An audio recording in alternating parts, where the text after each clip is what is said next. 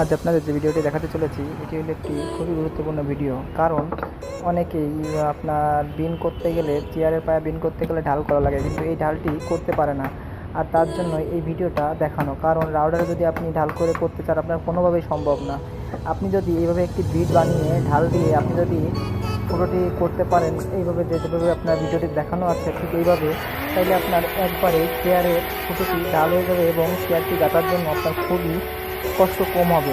আর এই কষ্ট কমের জন্য আপনাদের এই ভিডিওটি তুলে ধরলাম, যাতে করে আপনারা দেখতে পারেন যে কীভাবে আপনার চেয়ারের বিনটি খুব সহজে এবং নিখুঁতভাবে করতে পারেন। কারণ আপনার অনেকেই আছে যে এই ঢাল যাতে না হয় সোজা হয়ে থাকে, এই জন্যই তারা মাতৃ বা চিকন বাটাল দিয়ে এই ভিডিওটি করে এবং এই কাজটি করে থাকে। কারণ এই ঢালটি একটি গুরুত্বপূর্ণ, কারণ চেয়ারে যদি আপনার কাছে ঢাল না হয়, টাইট করে ঢাল না হয়, তাহলে আপনার কোনোভাবেই এই চেয়ারটি আপনি নিখুঁত ও মজবুতভাবে তৈরি করতে পারবেন না। কারণ আপনার চেয়ারটির আল যদি ঢেকা হয়ে যায় কোনোভাবেই চেয়ারটি ভালোভাবে তৈরি করতে পারবেন না। তাই এই ভিডিওটি অনুযায়ী আপনি যদি একটি বিট কেটে আপনি এভাবে মেরে নেন, তাহলে করে আপনার খুবই সহজ এবং খুবই নিখুঁতভাবে আপনি করতে পারবেন।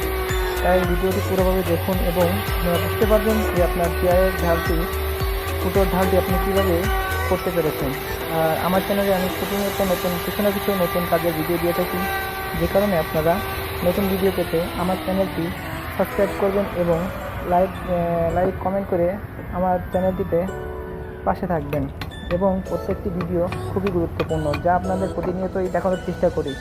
কারণ প্রতিনিয়ত যে ভিডিওগুলো আমি দেখিয়ে থাকি এগুলো কিছু না কিছু নতুন নতুন ভিডিও। আপনি দেখেন খুব সুন্দরভাবে পায়াটি তৈরি হয়েছে এবং খুব সুন্দরভাবে পায়াটি তৈরি করা হওয়ার পরেও আপনি যে বিনটি করা হয়েছে এইটা প্রত্যেকটি এভাবেই তৈরি করা।